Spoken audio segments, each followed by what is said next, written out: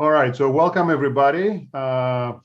It's Friday, February 26th, for those who need help keeping up with the days of the week. So I'm very excited to welcome here today Dr. Colleen Lewis, who's Lewis, who's in the University of Illinois at Urbana-Champaign, where she recently moved from California.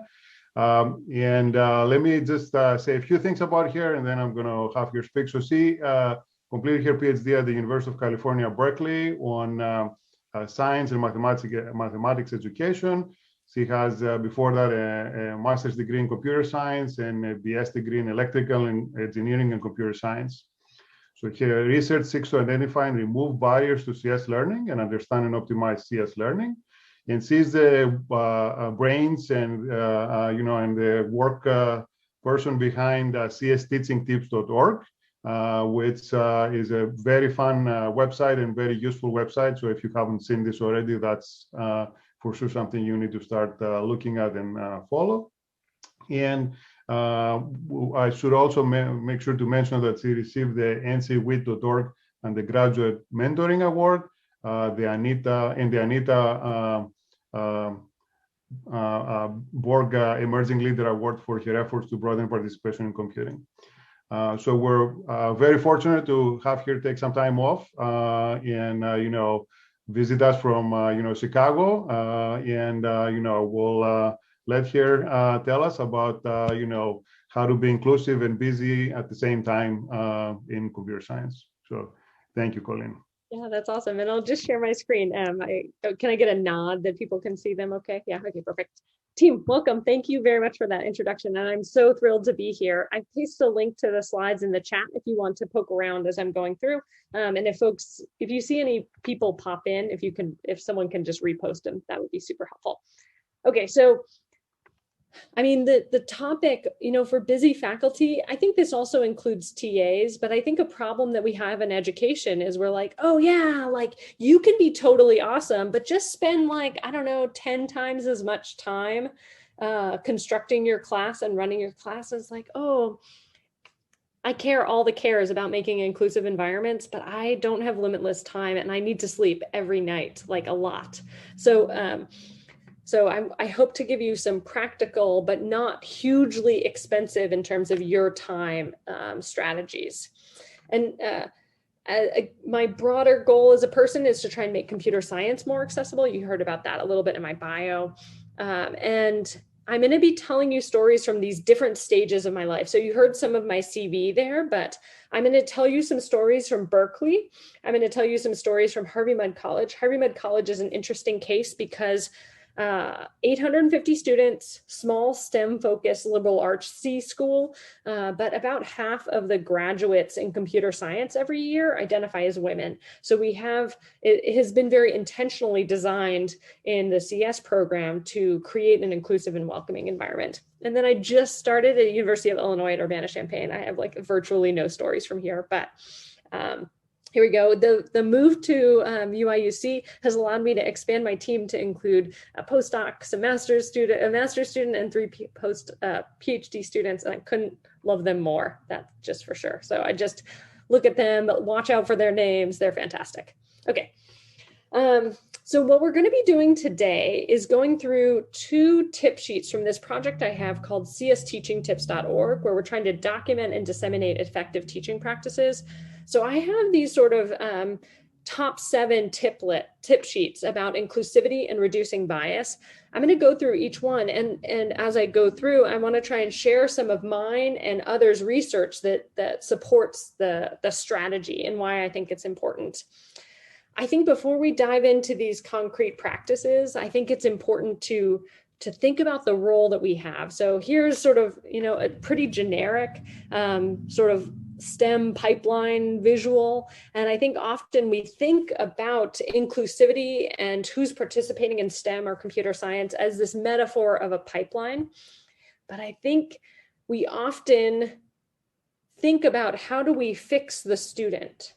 And I think when we have a leaky pipeline in your home, you don't blame the water. And I think in a lot of our work to do broadening participation in computing, we assume that students are the problem that need to be fixed. And so I hope that these strategies can help us think about the policies and practices within our institutions, the things we do as educator, those are the pipe. And that's what we should be really focused on. How do we make for an inclusive environment? That's really our role. Okay. I'm happy to take questions throughout. I think I've got, I'll keep the little chat up so that I can see if some things are going in there, but anyone's welcome to unmute themselves to be like, Colleen, you missed a chat. You've got the slides, and ultimately what I'm doing is I'm talking you through 2 8.5 by 11 pieces of paper. So it's like infinitely possible for you to return to this content. So if there's some stuff we don't get through, you'll be fine. I think the most important stuff's a little bit early. So we're going to dive in. Feel free to type in the chat. Okay, so first, tips for department inclusivity. The first one is to be surveying students regularly. This can be mid-semester evaluations within your class. This can be as a department doing sort of broader surveys. In my class, I do thumbs up, that made sense, thumbs down, that didn't make sense. And my students will also give me like a emphatic thumbs down. There are some resources that are really helpful. I don't know if Pitt is a member of Data Buddies, which is this Computing Research Association has a survey that the Center for Evaluating the Research Pipeline, CERP, administers. It goes out every year in the fall and early spring. And then you get a report that compares your students' survey responses to other similar institutions. So if you're not participating, it's free to join it. If you're a student, fill it out when you get the email. Are you? We are, but the response rate has not been as high. So yeah. So one thing we've been thinking about at UIUC is sharing the data that we got back from students, like sharing the department report that we get more publicly to say, hey, here's what we're seeing. Here's what changes we're going to be making based upon those data. But we're not making super informed decisions because only 200 of you filled this out. Do you know what I mean? And so trying to use that to drive more, we can stay in touch in terms of if that convinces people to fill out this survey, but it's a tough sell, I recognize. There's additional surveys. I've been very involved in developing this website, BPCnet, so Broadening Participation in Computing, net.org. And it's a resource portal for broadening participation, and they have additional surveys and evaluation instruments for sort of helping you improve your environment. Second tip, optimize the intro course. So access to computer science instruction in high school is unequally distributed by race and income, and women are less likely to participate in computer science and less likely to be encouraged to participate in computer science. So you've got to optimize that intro course so that it's accessible to students regardless of their preparation. If it's essentially a requirement that someone have taken high school computer science to be successful in the major, I am amplifying existing racial inequities. And I think we would like to avoid that. At Harvey Mudd, they also made it required. So I've got a little graphic of the path for students. So if they have no high school experience, they take CS5 Gold. If they have some high school experience, they take CS5 Black. APCSA, and probably a 5 on that, they take the first 2 classes smooshed into one. And so we have these 3 parallel on-ramps.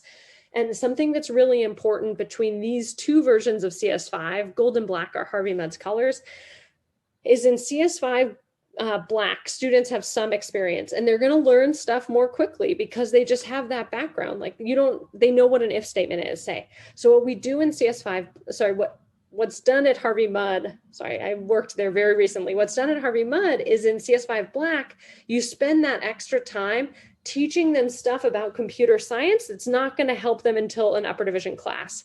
So if it's a file systems researcher, they learn about file systems. If it's a computer graphics researcher teaching the course, they learn about computer graphics. So it's trying to take people at different levels and get them up to the same level.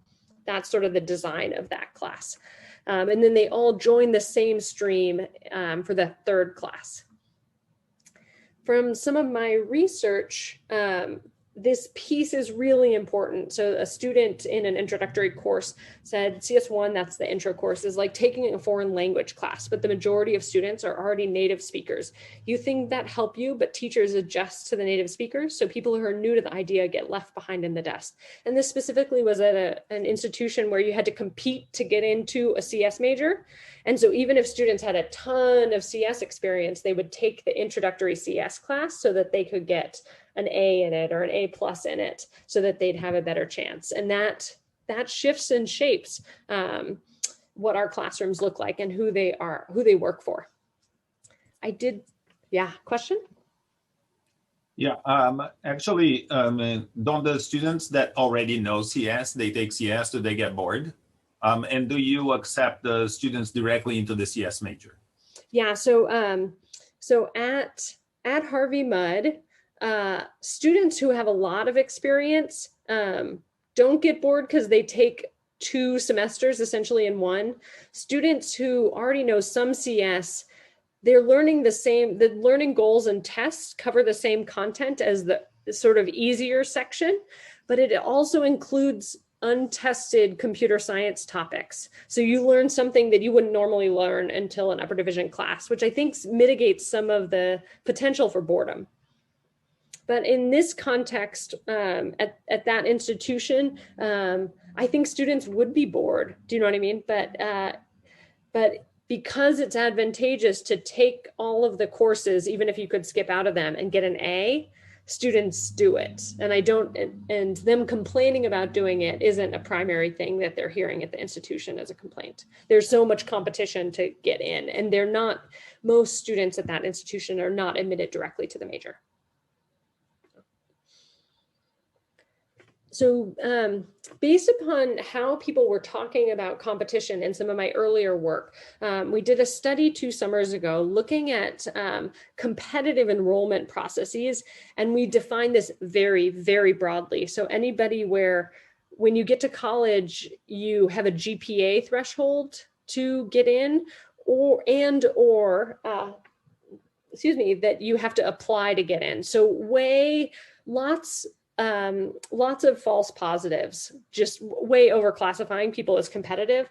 But we were still surprised to see with that course measure of competitive that it negatively predicts first-year students' perception of the department as welcoming, their sense of belonging, and their self-efficacy in computing. And self-efficacy in computing is their belief in their ability to be successful.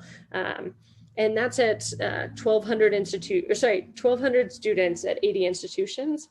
And additionally, these relationships were stronger for students without pre-college experience, and these patterns were controlling for race and gender within the population. So I think there's something to, our tip here was optimize the intro course, but this idea of creating good on-ramps into your program where you try to mitigate competition, I think is a good goal.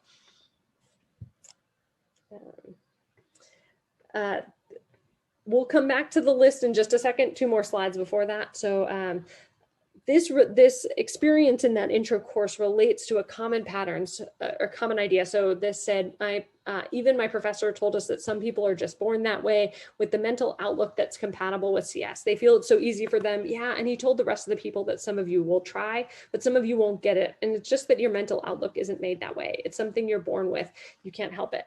And so this idea, a big problem with having students merged into single sections, regardless of their experience, is that students often interpret experience as potential within the field. So they think, oh, you're just naturally gifted at this, rather than, oh, you just took 2 high school classes in this. And so of course you do the homework much faster than I do if I'm new to this.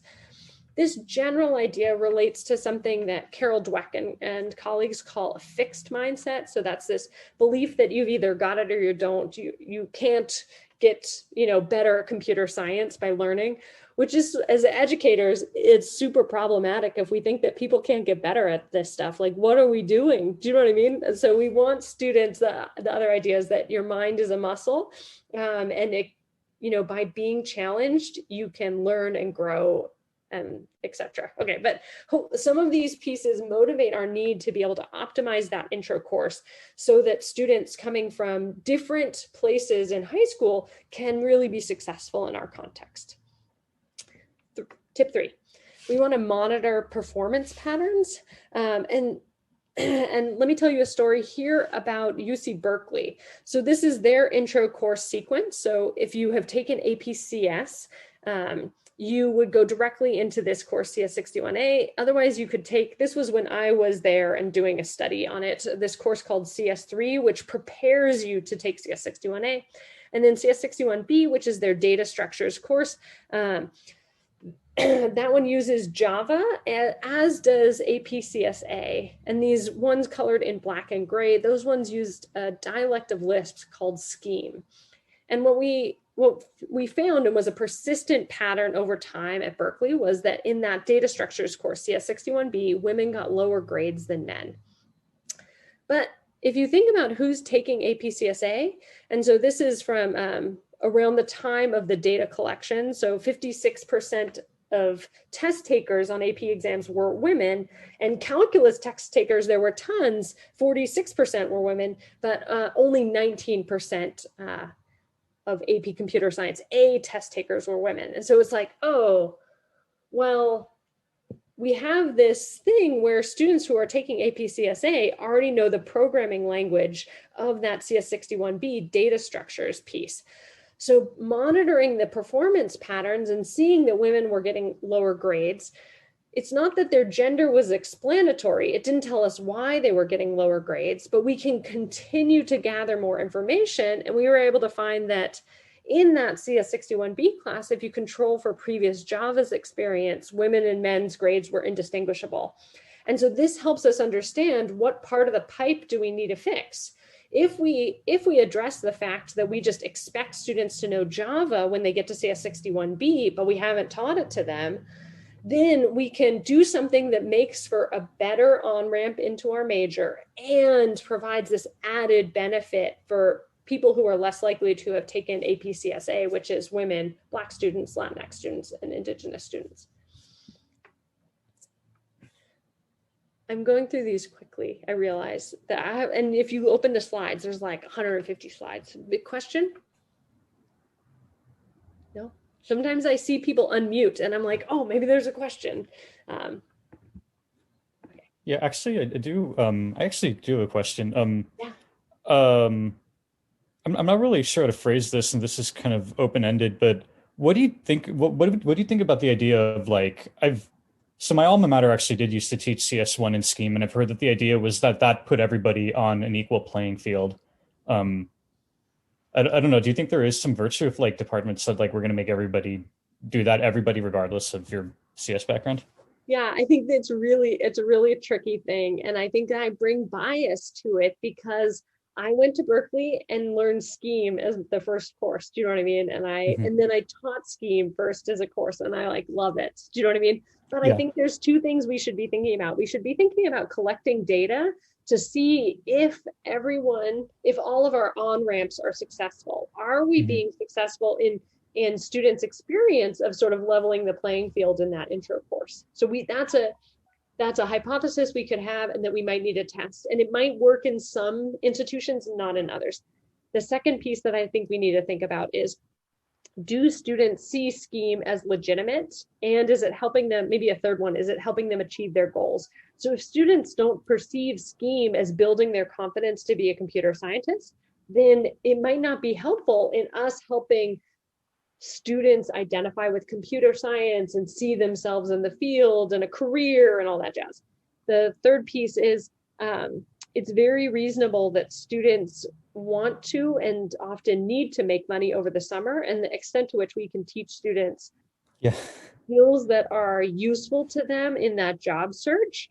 I often hear folks complain about students who are doing computer science for the money, and I think the thing that misses is that, like, as an individual, I have only known life being food stable and financially secure.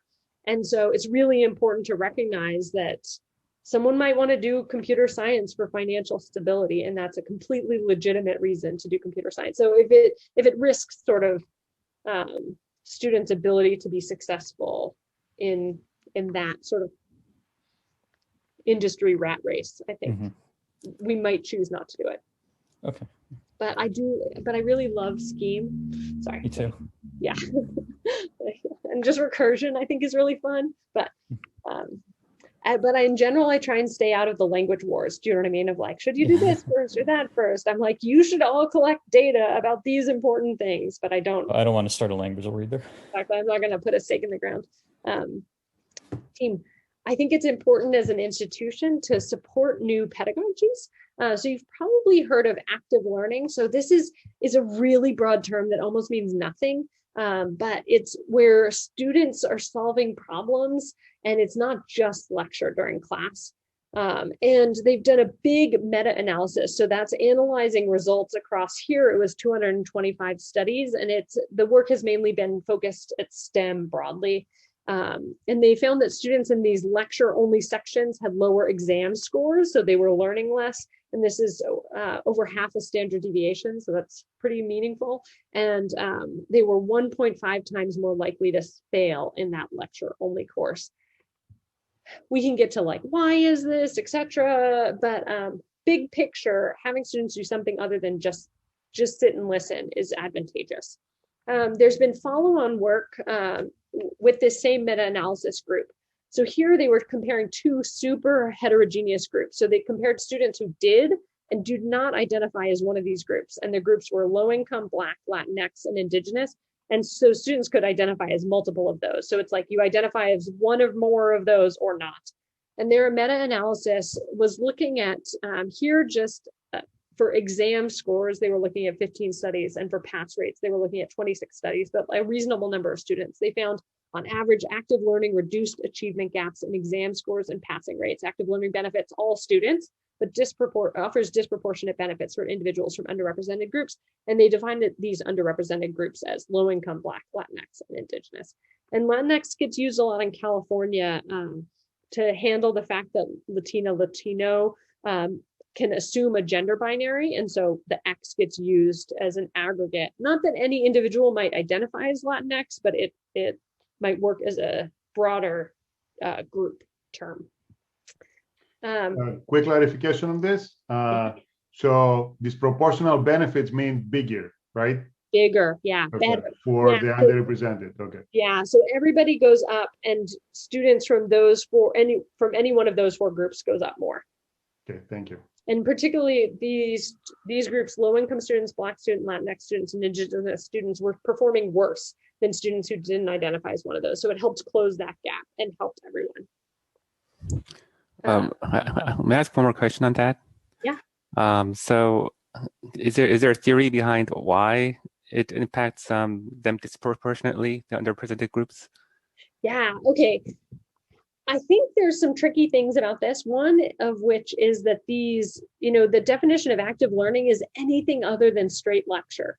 And so there actually can be a lot of different mechanisms by which it is helpful particularly for these groups. And some of it is tricky where it's really not about that dimension of their identity. It's about what access did they have in high school. So you can imagine using active learning, and we found this at Berkeley, using a particular form of active learning was what made the gap between students who had Java experience and didn't have Java experience smaller. So it just was a more effective mode of instruction if students have different levels of preparation. I think the second piece is thinking about the opportunities for students who and we're going to need different hypotheses for low income versus Black, Latinx, and Indigenous. But for folks who are Black, Latinx, and Indigenous, they're stereotyped as not doing computer scientists. Computer scientists are stereotyped as white and Asian men.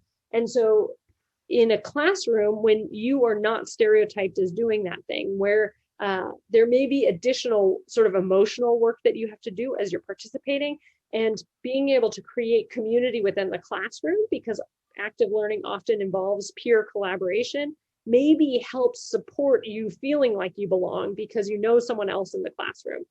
Another hypothesis relates to the extent to which Black, and Latinx students, I don't know if this work has been done with Indigenous students, are less likely to form study groups in their introductory years at college. And so helping, because study groups are really helpful for students' academic success, having this sort of collaboration within the classroom can make it easier for students to form study groups.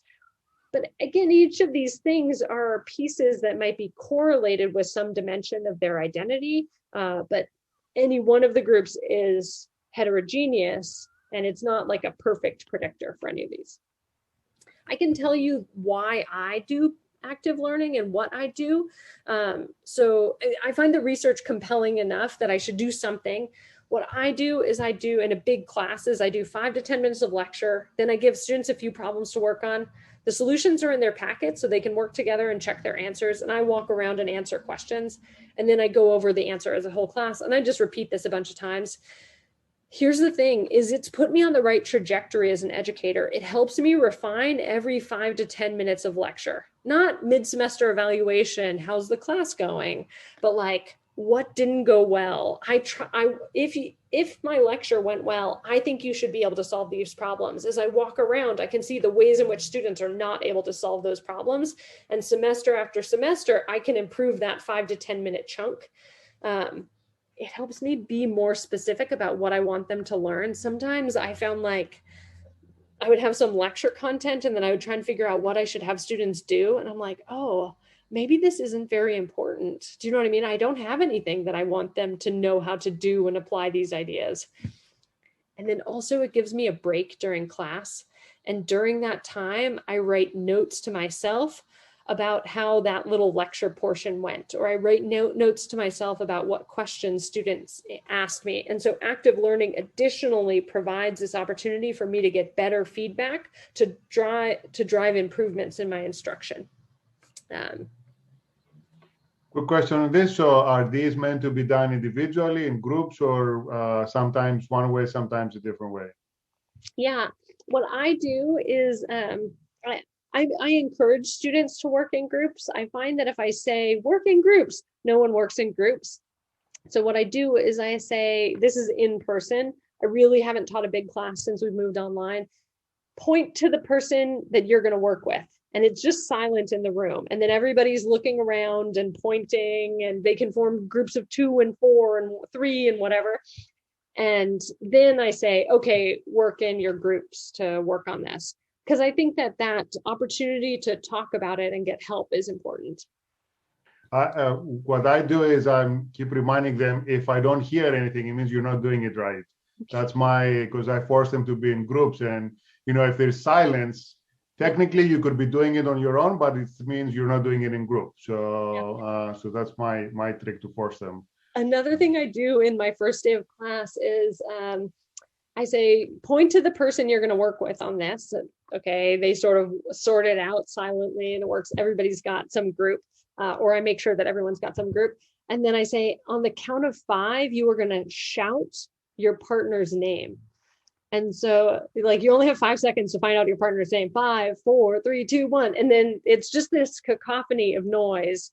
And I try and set the expectation like, this is a room where you are going to make noise. Do you know what I mean? It's not I want you to be quiet when I'm talking. Do you know what I mean? But I want to switch to that.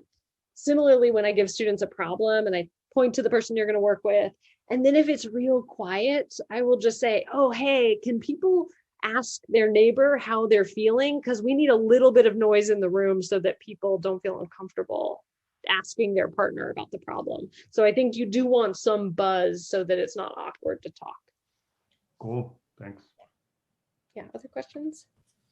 So I was going to say that I do either neighbor on the right, neighbor on the neighbor in front, neighbor in front or in the back, and I rotate that randomly so that you're not sitting next to the person that you like all the time.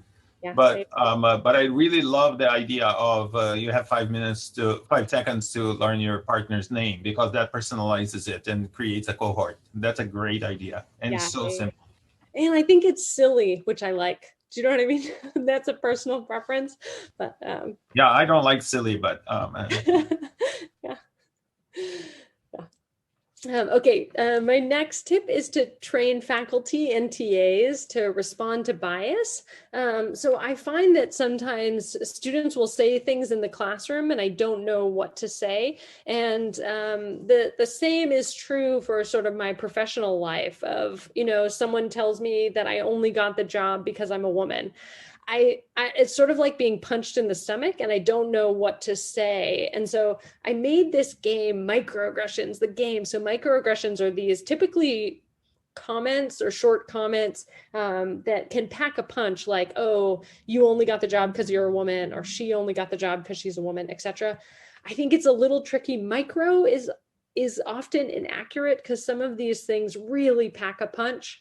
And the game, I think it a little bit suggests that these are not serious, but I think that because their impact can be large, I think they are serious. So it's based upon a resource also from the National Center for Women Information Technology, or NCWIT. They've got this critical listening guide that this is based on. I've got a Zoom version now. In pre-COVID, this was a deck of cards, like Cards Against Humanity or Apples to Apples. You pull a prompt. It's great having women on teams. They're so collaborative. And then people in a small breakout room discuss how they'd respond. And then you can click next for a sample answer. And I've gone online on csteachingtips.org/cards, like the little intro video that I would use, like me introducing the game, me debriefing the game, so that people can use it. And I've got a second version that's the teaching practices game, and it also involves teaching scenarios. What do you do if you don't know how to solve a student's problem? So not necessarily bias and microaggression specific. I want to talk through this one. So all the cards in the game are of this form. So if you have this terrible colleague who keeps saying things and you need to think about how to respond. So what would you say if your colleague says Asian people are great at math or Asian people are great at computer science? And I think there's 4 reasons why we might not want to say that. So one is that it reinforces this idea of a fixed mindset about computer science. You either got it or you don't. And then it's true that white and Asian people are stereotyped as having it, but that fixed mindset leads us to the wrong types of learning strategies. A second piece, any Asian person that that's good at computer science or math is good at computer science and math because they have put in hard work to become good at computer science and math. And so saying that they're just naturally good at it is invalidating all of this hard work, which is absurd and rude. I don't have quite the right word for invalidating. It's not great. Third piece, we need students in our classroom to see challenge as normal, not knowing things as normal. And the extent to which an Asian student is told that they're supposed to be naturally good at this, it puts undue pressure on them to think that potentially that challenges aren't normal and productive. I've got a question, I'll answer it. Just let me run through the last one. The fourth one, and I think any one of these is plenty of motivation to not joke about it. The fourth one is this creates an implied racial hierarchy by saying Asian people are great at math. It's saying that other racial groups are not great at math. And in the US-based context, that's specifically saying that Black, Latinx, and Indigenous people are not good at math. Any one of these, I think maybe is reason not to joke about it. Yeah, question? Yeah, thank you. So first of all, I have played your Microaggressions the game before. And I appreciate the fact that you put this together. So thank you for kind of making it try it at creating this kind of training tool. But I did I actually went through a lot of them, and you have many of these cards, which is great. And a lot of them I thought, were fine. And then a couple of them I kind of had a problem with from a perspective of just not agreeing with what your answer was, or thinking some of them were kind of patronizing or condescending. And I don't mean that as a nasty jab at you, because I think that if anyone were to create this game, then not everyone's going to agree with what all the answers are. Yeah. I just wish the game were a little bit more conversational in terms, as opposed to saying, here's the answer, you guys discuss, and then here's the final answer, saying, all right, this is what one person thinks. What do you think about that? Yeah, totally. And I think, and when I run the session live, I try to say that this is a sample answer. This is a sample answer that I, as a privileged white woman wrote. Do you know what I mean? That might work for me and my conversational style and my attitudes. But there are definitely pieces.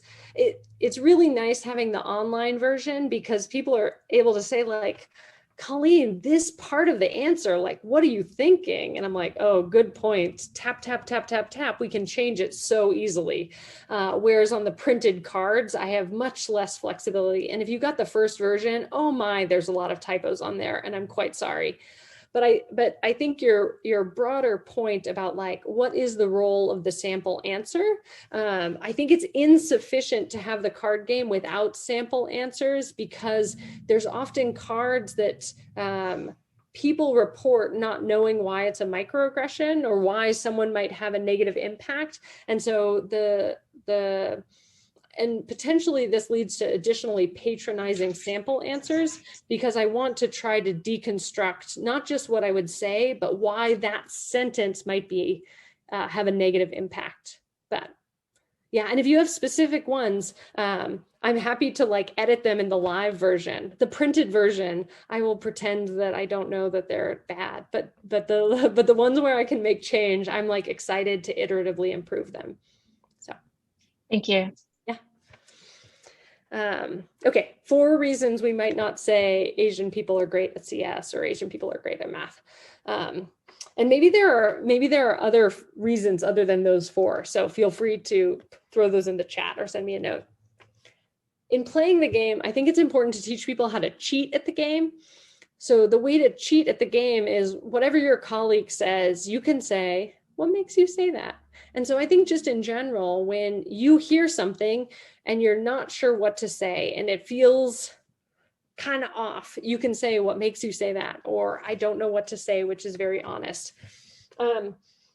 Or trying to relate. So I used to think about it like that, but now I can see why you might say that. But one thing I want to mention for educators, say my student says something that sounds off to me. Say I hear a student say she only got the job because she's a woman.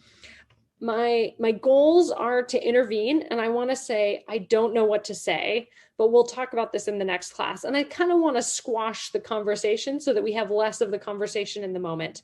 The reason why I want to do this is because of the power dynamics. So my student who said something that I think is not cool, I want to talk to them one-on-one before we talk about it in the class, to be like, oh, when you in class when you said that she only got the job because she's a woman, like, what made you say that? I want to talk to them, defuse the situation, make sure that we're okay.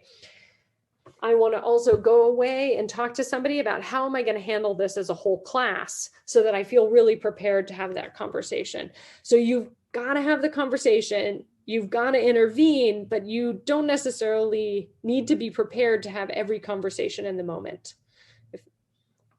When in doubt, I don't know what to say, but we'll talk about it in the next class. And I think it's important to recognize that whether or not you respond will vary based upon the power dynamics. So yeah, sometimes I have not said things based upon power dynamics. When I know my students will hear whether or not I respond, I engage. So for example, I'm at a party and someone says something sexist. As a woman, I just might walk away. But if my students were going to hear, I'm going to engage. And I think it's important when, no matter who's around, when someone says something racist, as a white person, I'm going to engage. And I'm not just going to try and say something snarky and drop a mic.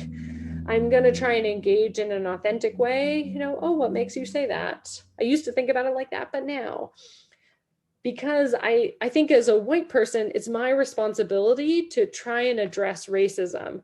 As a woman, I don't see it as my responsibility to address sexism.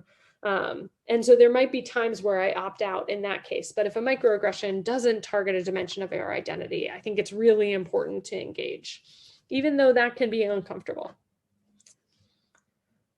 Foster student community. Another thing that Harvey Mudd did really intentionally is they were going from 10% women in computing to 40 to 50% women in computing was try and foster community. They did that through supporting students to attend a number of diversity themed conferences. So the Center for Minorities and People with Disabilities in IT has the Tapia celebration, or ACMW has, which is now, ACMW has Women in Computing regional conferences, or the Anita B. Grace Hopper celebration of diversity in computing. Excuse me. Okay. Harvey Mudd faculty have written a bunch of papers about how they have a bunch of women in computing and what they did. So some of what I've told you so far, you can read in those papers, but there's a piece that they did not tell you, which was around the same time that they changed the intro course and made all these on-ramps and built community, they also painted murals in the basement computer science labs. And they're very cute. So like one has hot air balloons, which I think is adorable, and one has a birch tree forest. And after they painted those murals, some work came out by Professor Sapna Cherian at the University of Washington. Sapna's in psychology. And what she did was she brought students into a fake computer science lab to fill out a survey about their interest in computer science. And there's a picture from her study. Either that fake computer science lab had Star Trek posters and empty soda cans, or it had nature posters and empty water bottles. So in both cases, it had trash in it. But the key thing is whether the environment signaled these aspects of the stereotypes of computer scientists. And so I think there's a really important way in which painting these murals more aligned with the nature posters and empty water bottles in not reinforcing these stereotypes of of who does computer science or what the interests are of computer scientists. And so I think what Sapna Cherian calls ambient belonging, I think the murals maybe played an important role in that. I have one more tip on this sort of piece of it, and that might actually be all we get through, but shows students the breadth of CS. So at Harvey Mudd, they redesigned the intro course to just be a land grab. So it was like all of physics is basically computer science, at least the logic gates, do you know what I mean? And then like at least transistors for sure. And then like almost all of math is also computer science. And so then it makes it really easy to say, not, oh, we're going to turn computer science courses pink. It's like, oh, we're going to assume that students have a multiplicity of interests, and we're going to try and appeal to something that they might be interested in. So you might take the course and say, oh, I like 40% of computer science, and I hate 60% of computer science. And like, that's cool. Do you know what I mean? Like, it's a broad field. You can hate parts of it and like other parts of it. And so just having that breadth for course first, I think is helpful. In some of my research, surveying students, so this was 183 institutions, and this is just CS majors, we found that a perception of computing as having communal affordances, so this is the idea that computing can help you serve humanity, was a significant predictor of sense of belonging amongst students. And then a match between students' goals for help society and a perception of computing as having communal affordance. This was additionally a significant predictor of sense of belonging. And students who identify as first-generation college students, so those are students without a parent or guardian with a four-year college degree, Black, Latinx, Asian, or women. And so obviously these are overlapping, but students from any of these groups are more likely to want to help society, just on average. Might not be true for an individual.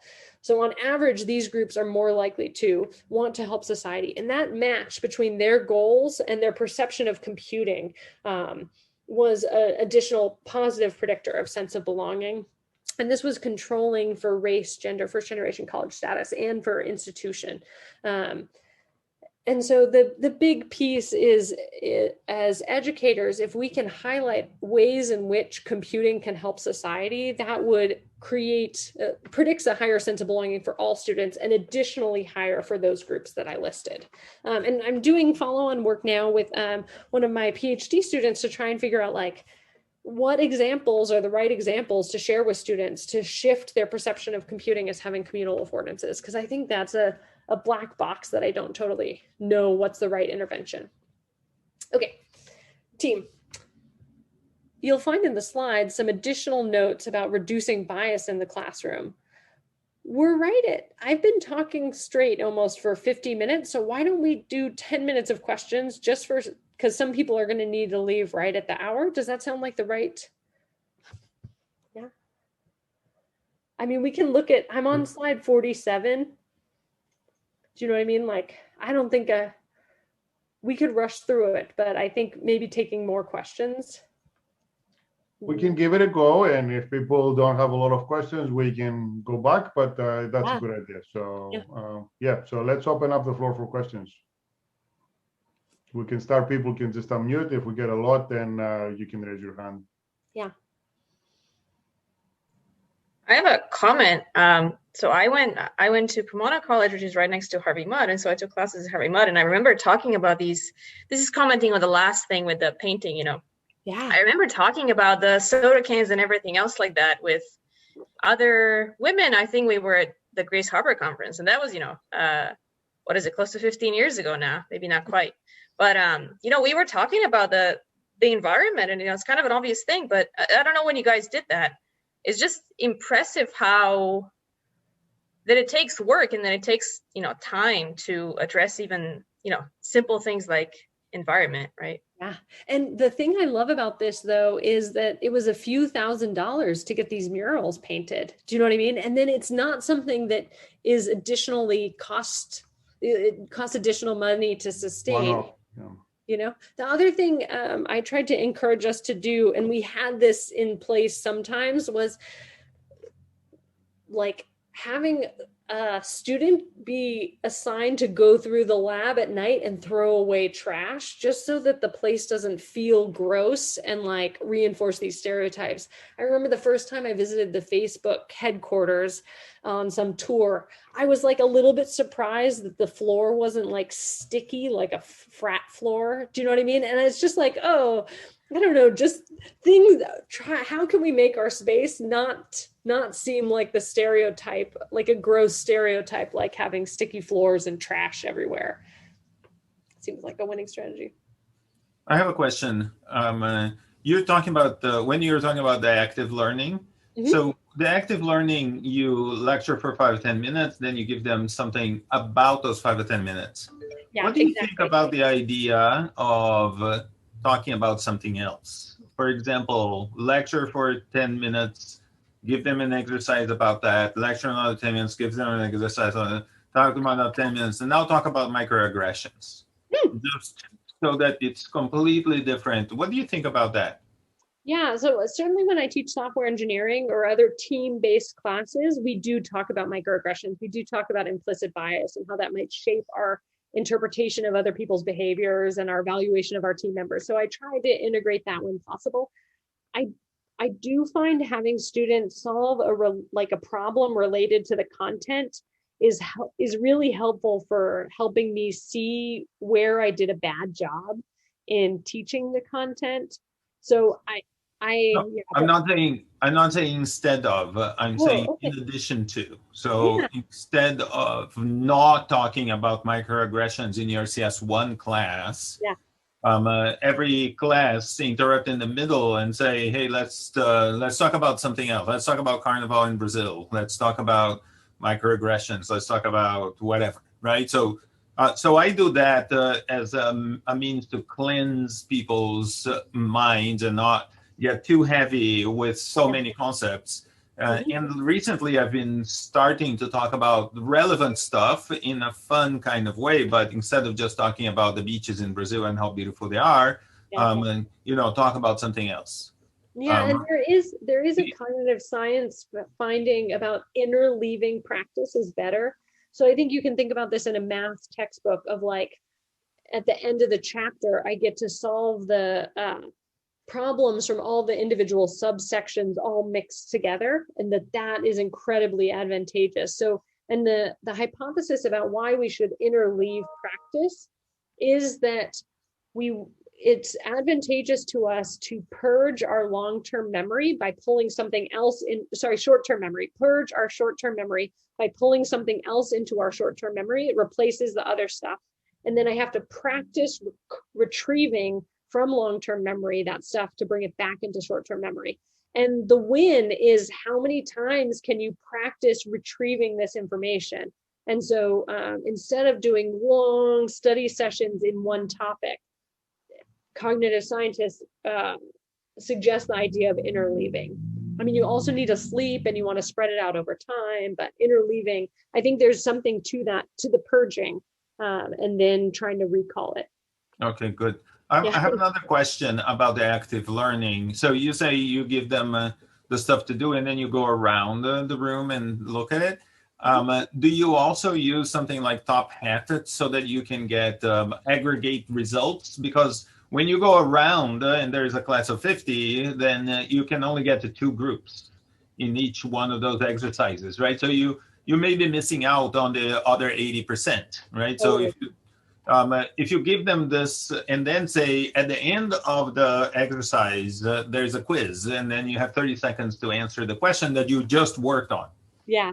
I mean, the thing is, I'm bad at coming up with multiple choice questions, and it's hard to, or like, do you know what I mean? And so sometimes I'm like, write code that, or explain this to your neighbor. And so I think I can do a good job of coming up with a task for them to practice what they just learned. And I wander around and I just look at their papers as they're writing it. Do you know what I mean? And so if students aren't writing anything, I can ask them questions, or people will ask me questions, and any questions I get asked likely are questions that in my debrief I want to go over. Like, oh, one question I heard was this. And so it's easy to conflate X and Y and da, da, da, da. So I think I'm not good enough at the task design to be able to do that well, but it would be nice for me to see more broadly, not just, oh, I saw a lot of people having trouble getting started, but 60% versus 40%. I don't have the nuance to be able to distinguish those, but I can tell when things are a hot mess. Do you know what I mean? Like, so what I sometimes do is, if there's a project due, I do a session of an hour or 2 hours for the students to come into the lab. I haven't done it in 2 years, to tell you the truth, but I used to. And then after collecting anecdotal evidence 1, 2, 3, and it's like, oh, this is a common problem. Then I stop everybody and say, here's a common problem, and that serves the purpose of not only active learning, but some kind of formative assessment. Yeah, cool. One other benefit of active learning like that is that if you force it in groups, then someone who is not paying attention will get at least something that happened in the class.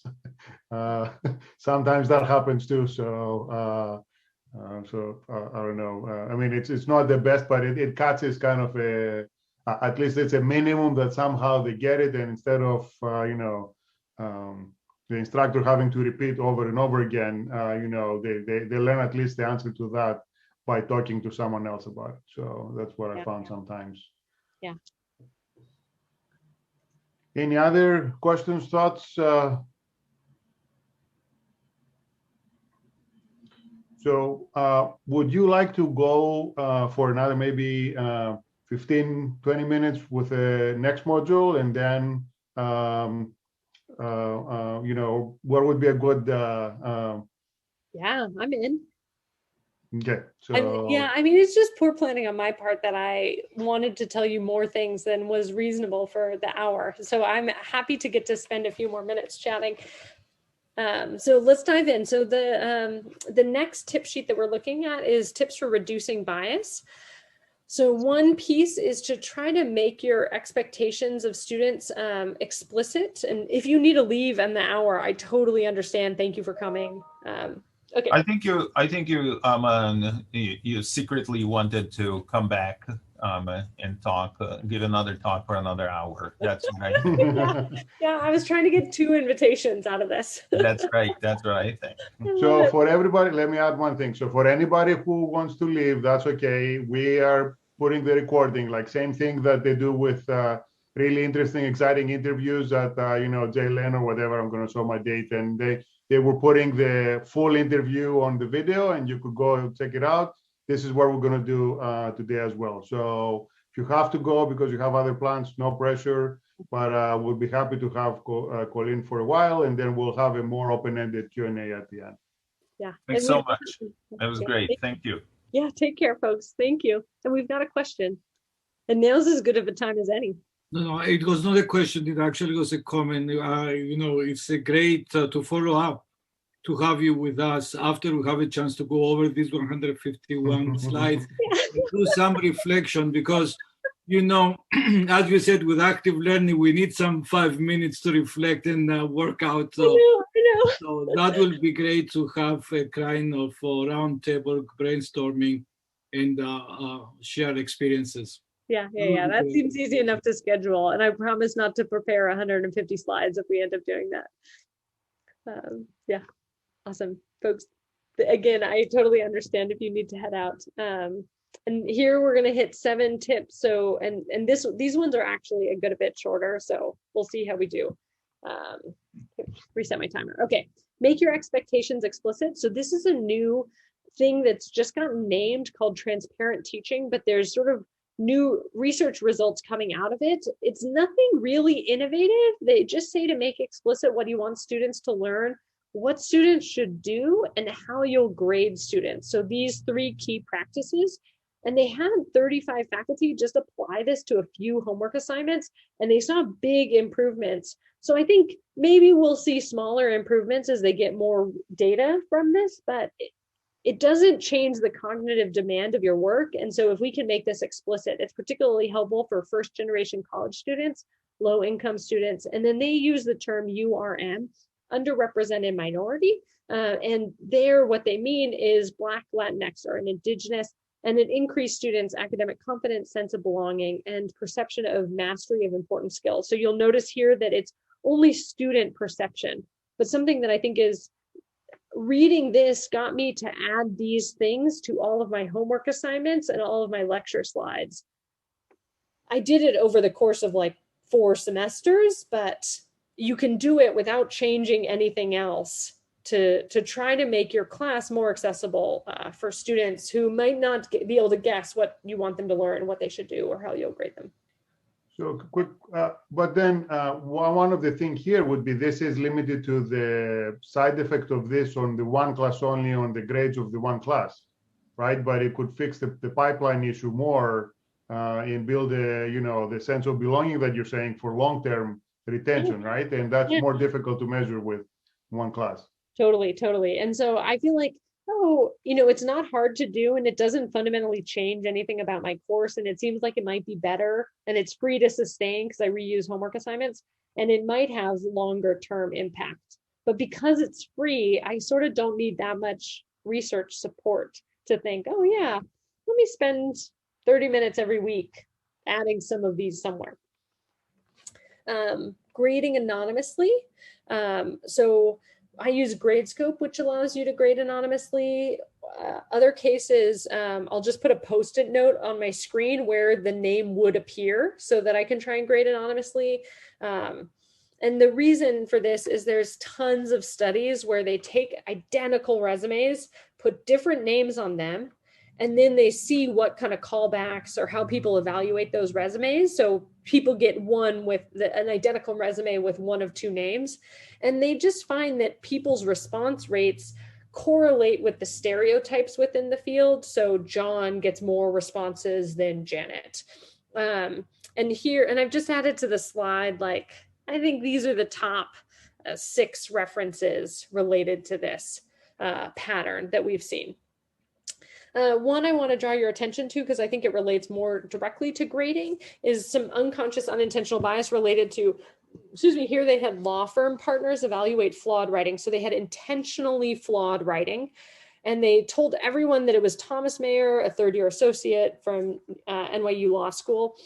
And when they told them that Thomas Mayer was a Caucasian man, they noticed fewer of the intentional spelling and grammar, technical and factual errors. I find it quite upsetting, still a relatively small sample size, but I think the extent to which we we might not be unbiased, and the extent to which we can grade things anonymously can make this a little bit easier for us. The extent to which we can use a rubric is additionally beneficial because it helps us grade more consistently. And then the language that they use to describe this identical flawed writing was generally good writer, but, you know, needs to work on has potential good analytic skills, versus the descriptions of the African-American, when people perceived it was written by an African-American, were sort of qualitatively different. And I think these sets of research, so the practice we engage in is grading anonymously, but I think the broader landscape is this idea of implicit bias and thinking about how we might respond if someone says it's easier for Black and Latinx students to get jobs in tech. And you can just cheat by saying, I don't know what to say, or what makes you say that, or I used to think about it like that, but now. Establishing clear policies. This similarly relates to implicit bias. So students ask me for lots of one-off things. And so I just try and keep a list of how I respond to one-off requests so that I can apply it consistently. For example, the consequence for X is Y. Do you know what I mean? Or you have 3 late days, and if you ask for a 4th late day, here's how I respond in these different scenarios. And I recommend folks to check out this Project Implicit at Harvard University. And it has a bunch of tests where they use your response time to see how your response time might be correlated with some of the stereotypes about STEM or old people or anything we might be biased about. I didn't give you a clear enough explanation of that to have it make sense, but check out Project Implicit at Harvard, and it's got the URL there. This is not always practical depending upon your course size. So like as a TA, I think for sure you can learn your students' names. But I think it's important how it shows a sign of respect. One of the microaggressions cards says, your colleague says to a student, your name is too hard to pronounce. Can I call you something else? I mean, what makes you say that? I think is right. I don't know what to say. Like, how rude to not be willing to try to learn to say someone's name.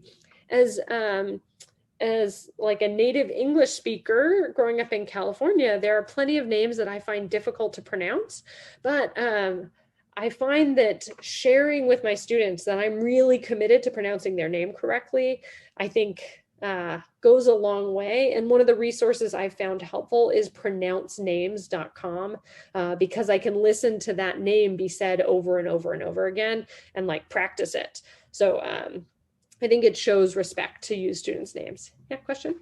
Pitt actually has namecoach.com. That's probably the same thing. Maybe. That you can put on your signature how you can pronounce your own name. So cool.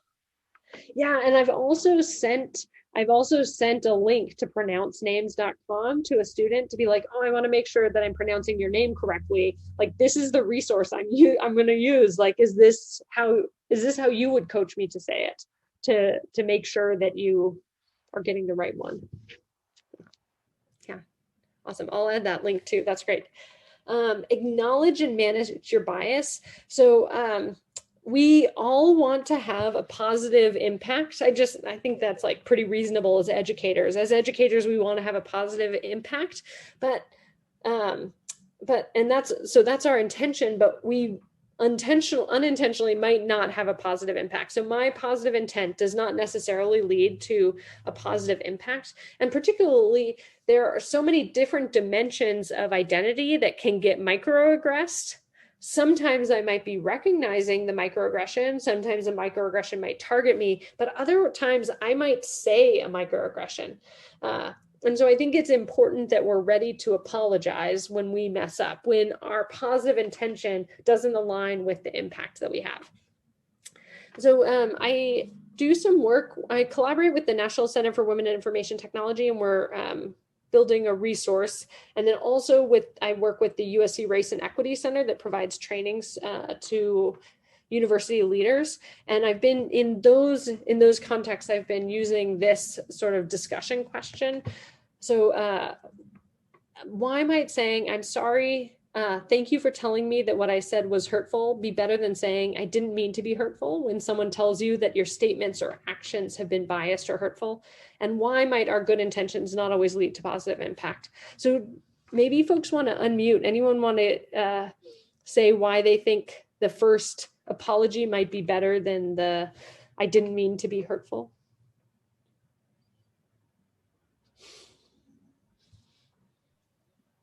I've talked a lot today, but the first one is when you say I didn't mean to be hurtful, it doesn't take away. I mean, maybe it's how to. Clearly, the first one, because it has the thank you and the I'm sorry, it's clearly, it's more sincere. Like if it's like, your kid is saying, sorry, versus, really meaning it, right? So this is the best I can say it, I guess. I don't know if someone wants to add something a little bit, not a little bit, more actually eloquent than what I just said, but. So let me try. I think the first one that demonstrates that you have the ability to understand and learn, rather than pretend that, oh, this happened by accident. Okay, give me the free pass. So it's different to internalize and act on it in the long term, rather than just push it aside quickly. Yeah. Any other? I think it's, oh yeah, go ahead. I feel that the second one as well is kind of blaming the person that I'm talking to, that, you should not be hurt by what I said because I didn't mean to be hurtful. Yeah.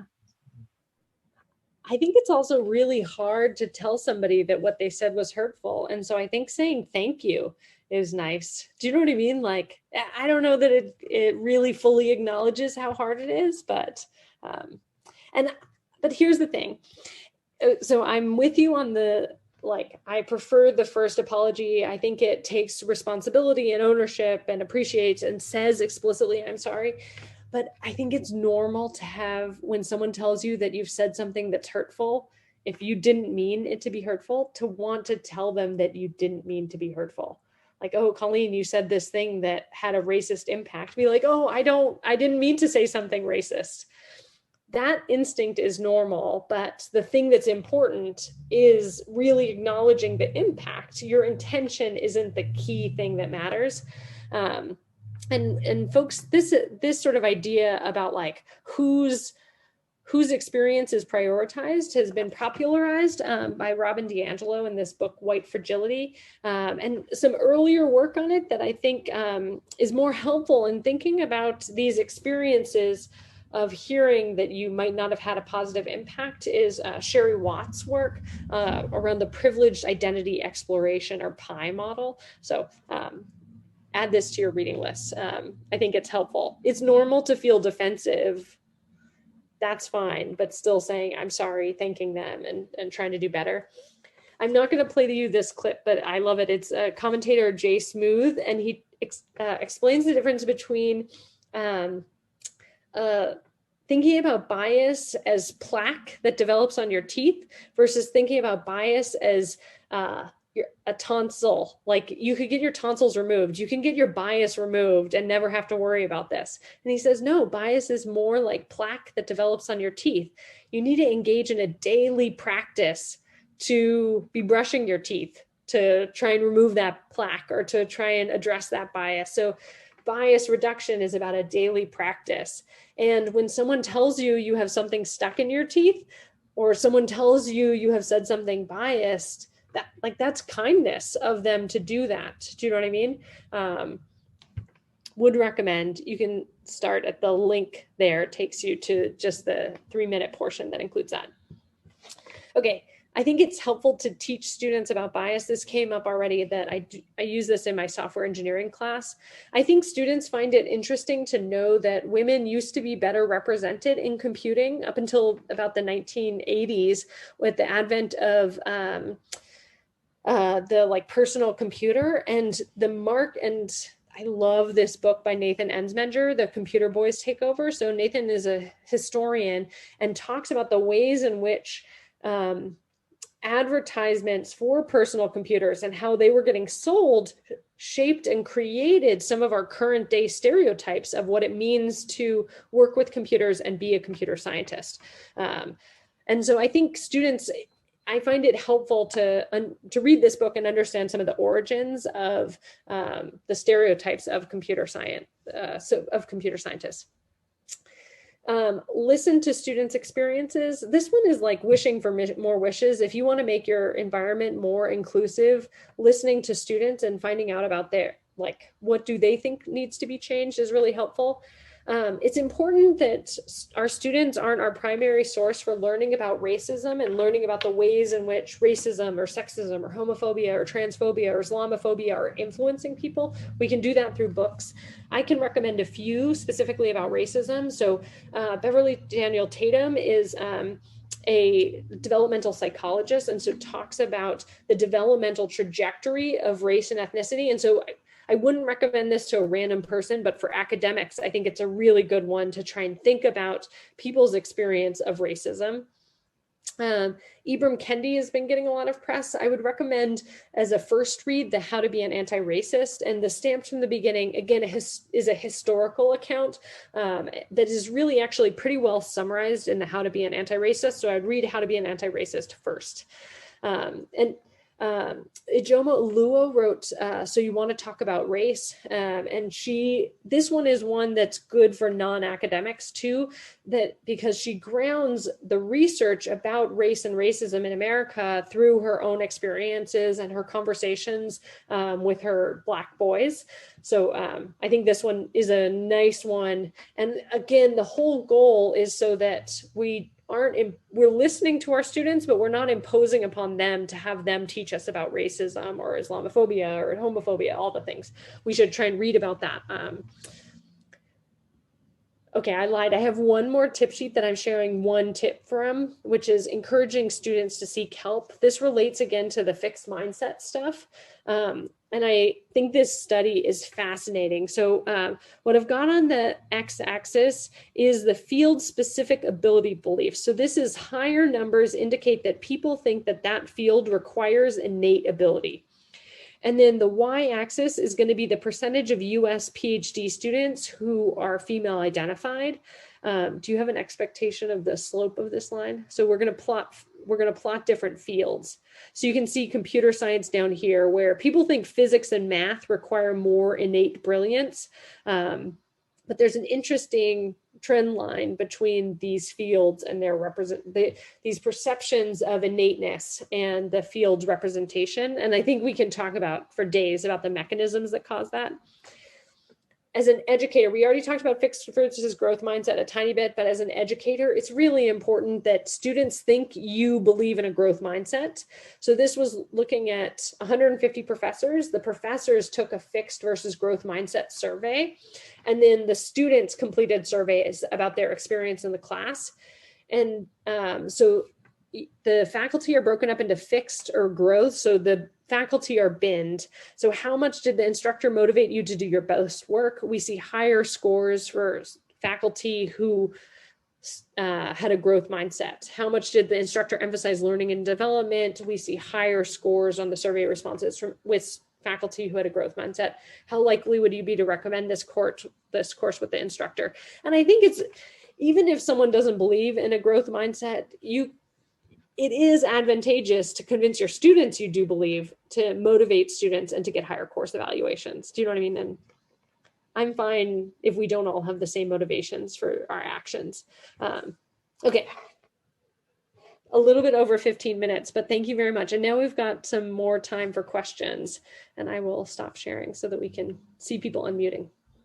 Thank you very much. Let's give a virtual round of applause. Thank you. To a fantastic talk with lots of questions in between. Now we can go to less, slide specific questions. So we have, a little bit of time for that. You stuck around for it. So, we could discuss a little bit more. So yeah, now I've talked a lot, so I'm going to refrain from talking more. So I would like to, and we have some students as well. If students want to bring their point of view, that would be very useful as well. I don't want to name names, so I don't want to put you on the spot, but would welcome all opinions. So.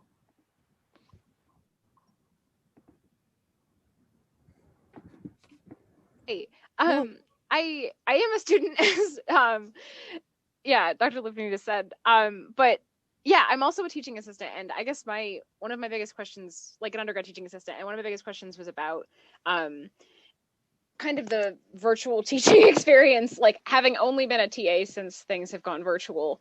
I'm just curious if you've got any tips specific to like either the affordances or limitations of like platforms like Zoom for teaching and how you can do inclusion in that format. Yeah. I mean, one thing that I love in Zoom is the random breakout rooms, because I feel like my students are getting to know more students in the classroom, but I think I have to be super explicit about what's going to happen in the breakout room. So what I do in my breakout rooms is I have a Google slide deck. There's a max number of people that can edit a Google slide deck at once. So you might need multiple slide decks, but with the TA section, you're cool. So I have every group is assigned a slide number based upon that, and that has their work that they're going to do. So it has, hey, the first thing you're going to do is introduce yourselves, then put alphabetically by first name.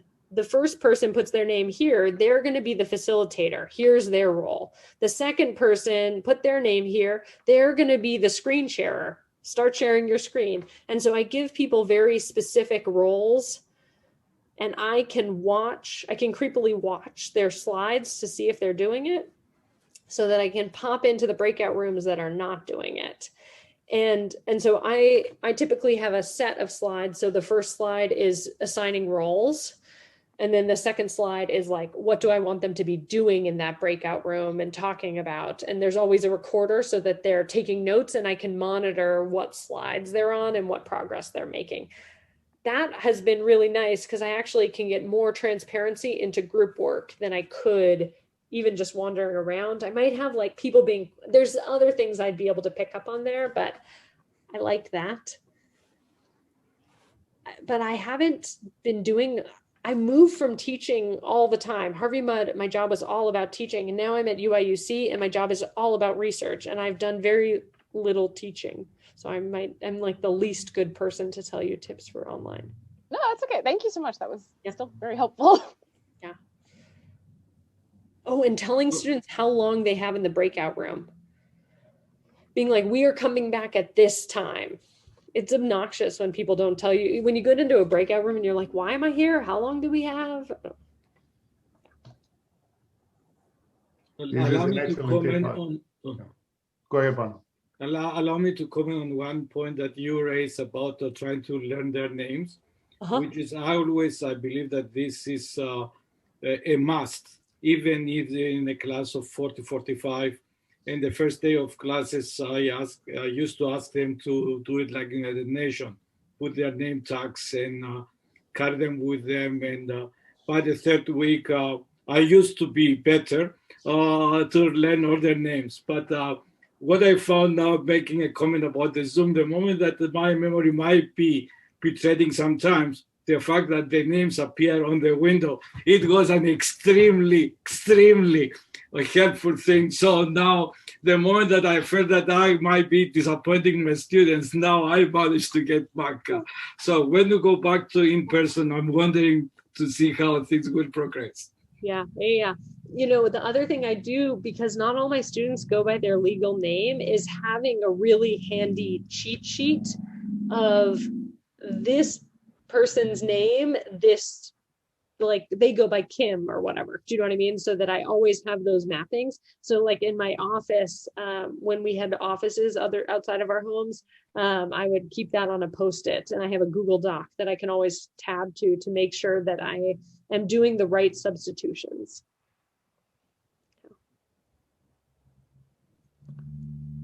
Any other?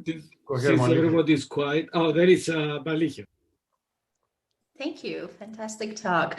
I wonder if you have suggestions for building diverse teams. Oftentimes in my class, I see that, Asian students work together or girls work together. Not that there's anything wrong with it, but like in particular this semester, I'm teaching an AI ethics class, and I really tried my best to kind of have different people talk with one another during my office hours. Luckily, they showed up.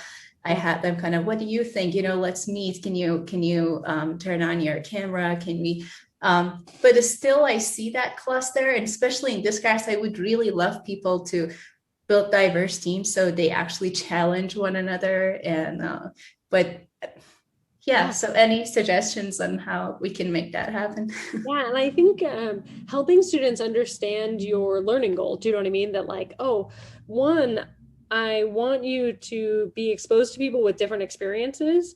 And often we're going to feel most comfortable around people that we perceive as similar. They might actually not be similar, but you might be most comfortable around people you perceive as similar. And so I'm going to intentionally randomize you in seats or in groups so that you're having conversations with a broader set of people in the classroom. So in Zoom, I just freaking love random breakout rooms. Do you know what I mean? That accomplishes my goal without awkwardness. I find that when I have students sit down and then I count them off and make them form new groups, they groan. But the thing I do is I have a deck of cards in the back of the classroom. So when they come in, they pull a card, and then I have on the projector like where each card is assigned in terms of seats in the classroom. So I pull, oh, King of Spades, okay, second row, third seat, and like that's always visible. And so I randomly place them in the classroom for classes where like the breadth of conversations and breadth of experiences is really important. So yeah. That's actually an interesting approach. You know, it's something that we all face because we aim to group people. So I don't know. I do matchmaking. I have the so-called matchmaking, and because I believe that sometimes people need to feel some affinity with somebody else. And since we don't want to make everybody in a more neutral way, I try to group them based on what classes they are taking currently in the semester. And I say, if you are taking the same class, maybe you're going to have the same time schedule. This will facilitate better communication. So instead of saying, oh, and then and actually I noticed that this was much more successful rather than trying to say, I want to do random or not everybody to be female or male or whatever. So that was one trick that I did. And I associate also with cookies and, after the class. So it was more like a fun, and I was playing the matchmaker. And so that is one possible way to go about. Yeah, I think when I've taught software engineering, it's really important to me that I give students time in class to share their ideas like widely and form groups, and that students can always tell me, oh, Colleen, can you add me to a group? And a group can tell me, we're happy to have an extra person. The worst case scenario is you have 3 friends who want to work together and they will not be welcoming to a 4th person. Mm-hmm. But I find that if I ask students like, oh, you submitted the form with your group, on day 1 of this class, but you indicated that you're happy to have another team member. Do you know what I mean? Then I think it's easier to expect that they're going to do a good job of incorporating a bonus student into the group. And telling students that I'm going to help them find groups. Like if this is super socially awkward for you, do you know what I mean? Like, don't even worry about it. Just fill out the form saying you want me to put you in a group, and I'm happy to do that. So spending class time on it, and for sure providing a safety net, I think are the design principles I think about. Yeah. Thank you. Yeah. Arjun, did you have a question or a comment? No. All right. Anybody else? No, I let me say back that I love this. I love your presentation. It was absolutely great. It was also a yardstick of some things for us. For me, I was saying, oh, I do these things. Oh, why I should do that? I shouldn't do that, or whatever. So this is, that's why I found it, as if it was personalized presentation, and it was absolutely great. And I'll give you another point is that when you mentioned about the goals, Alex knows about my homeworks. The first line, it says, what is the goal? Why you're doing this homework? And this is related to the syllabus, which is the learning agreement at the very end. I say you have to learn these things. Mm-hmm. So somehow the assignment, if you they try to look so this, and of course there is a rubric how you're going to be evaluated. Yeah. So I, you know, You're and crushing it. some of these things I say, oh, checks. This was I was doing it right. So Yeah, just that's awesome. And I mean, an important thing to me is that, like, I don't think any of these strategies are really expensive, you know? So I have a question for you, Go ahead. Yeah. and for everybody else as well. So I'm trying to find a woman with with impact in CS and algorithms in particular, because I'm teaching an algorithm class, and so that today I can put like add pictures, like photos of these women, and talk about them, and maybe like try to change the topics and talk about the algorithms or the impact or the contribution of these women. So do you have like good pointers of where to find such information? I feel like I've seen a website that like has this. There was also a group that was trying to do a better job of creating Wikipedia pages for women in computing. Yeah, I came across that, but it's not exactly what I wanted, because I wanted to have somebody like with an impact in like coming up with an algorithm or coming up with yeah. But well, when you said algorithms, Eva Tardos came to my mind immediately, but I'm sure there's plenty more in Abdotit's algorithm. So, but Deneur and Goldwasser.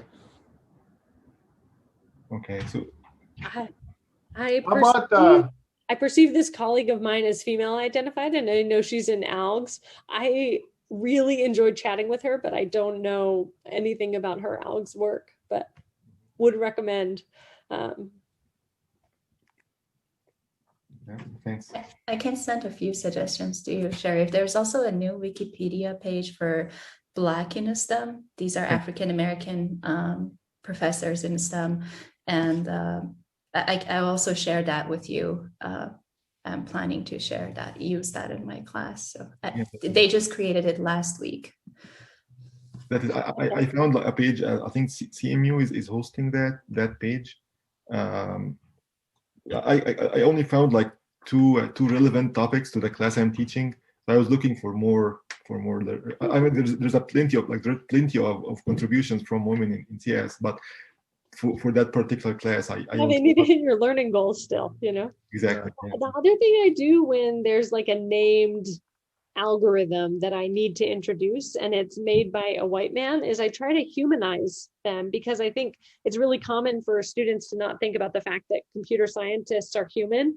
And so I try and find some plausibly true fact about their hobbies on the internet. And I mean, I tell them that like, I found this on the internet. It might not be true, but like, this person likes hiking, and do you know what I mean? I don't know. So I integrate that to try and hit the learning goal that students realize that computer scientists are people. And Serif, I would say crowdsource it, just send to the faculty mailing list. I'm sure other people have other names that they can suggest. You know, we get a lot of email anyway. That's something actually useful, you know, so. All right, any last thoughts or questions? Only the invitation. We want you back, Colleen. Yeah. Fair enough. Yeah, you're also welcome to send me emails. Yeah. Yeah, I'm in. So thank you very much, Colleen. That was fantastic. You know, we will, I don't know about murals, but we will put some better posters in the labs. I can, you know, that's under my control. We can definitely do that. You know, I don't, because this involves, murals involves facilities management, Exactly. all that kind of stuff, versus putting a poster up is like, we can just, you know, pay for the poster and it's done, or a few. So that's definitely I'm sorry, I have to commitment. because actually when we are celebrating the 5th anniversary, I proposed to actually paint the corridors and also put the Hall of Fame and put the names of our alumni and all these kind of things. And I was actually almost punished by insisting of doing that, because it says there is a prescribed way of and they had these ridiculous pictures of vases and all these kind of things in the corridor. Sometimes Right, I you ask. remember that? Sometimes I ask for forgiveness. When I got to Harvey Mudd, the place where the computer science lab, it was in a separate building, that's separate from these labs. That computer science lab had portraits of 12 white men and 1 white woman, and they were in frames, and I just took them all down and I put them in a closet. And no, do you know what I mean? Like But this is what I did at some point. I removed some of these pictures with faces in the CSD, and we put the posters, and we got a citation from the facility management. So that's why when Alex brought it up, I thought that. Yeah. Okay, but good luck. Also, the building was newer at the time, so they were more, picky about stuff. And like, we paid a ton of money for some consulting company to come up with the art for the corridors. That's not applicable anymore. It's, not a brand new building. We have more of a leeway, I think. So we don't have a problem that there's Star Wars posters. So I don't think that's the problem. But I think, hospital walls versus something more engaging, I think is the goal right now. So thank you again very much. Thanks, everybody. It was great that we managed to get you here. Hopefully we, re-engage, but we don't want you to, have a lot of hidden labor also from everybody bugging you throughout the world. We understand that as well. So, but, we are also, the reason where I met you through the BPC activities in the summer. So we are also working towards that. We may pick your brain at some point, but we do have some homework to do on our end first before that happens. So awesome. Yeah. And hopefully we can have you come in person at some point when things are nicer. All right, and with that, let me stop the recording.